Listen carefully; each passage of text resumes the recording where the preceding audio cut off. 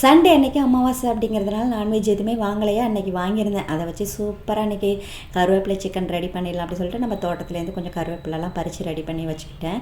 அதுக்கு மசாலா வந்து ரெடி பண்ணணும். அதை வந்து ஃபஸ்ட்டு வதக்கி விட்டுடலாம் அப்படி சொல்லிட்டு ட்ரை ரோஸ்ட் பண்ணி அதையும் ரெடி பண்ணி வச்சுட்டேன். இதில் கொஞ்சமாக வந்து மிளகாத்தூள்லாம் சேர்த்து கொஞ்சம் மேரினேஷன் போட்டு வச்சுக்கலாம் அப்படின்னு சொல்லி ரெடி பண்ணியாச்சு. மசாலா நல்லா வந்து ரெடி ஆகிட்டு அதை வந்து ஆற விட்டலான்னு சொல்லி ஆற விட்டுட்டேன். அடுத்தது வதக்கி விட்ட சிக்கன் கிரேவி தான் ரெடி பண்ண போகிறேன். அதுக்கு மசாலாலாம் நல்லா வறுத்து அரைக்கணும். அதனால் அதையும் ரெடி பண்ணிடலான்னு சொல்லி ரெடி பண்ணியாச்சு.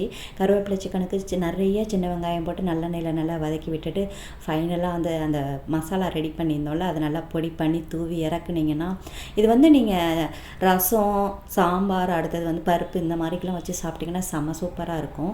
சிக்கன் கிரேவியோடு சேர்த்து சாப்பிட்றதுக்கு நல்லா ரோஸ்ட் ஆகி ரெடியாகி வந்துருந்துச்சு. அதையும் வேறு பாத்திரத்துக்கு மாற்றி வச்சிடலான்னு சொல்லி அதில் கொஞ்சமாக வந்து ரைஸ் போட்டு பரட்டி விட்டு சாப்பிட்றது நல்லாயிருக்கும் இல்லையா, அது போல் ரெடி பண்ணி சூப்பராக சாப்பிட்டாச்சு.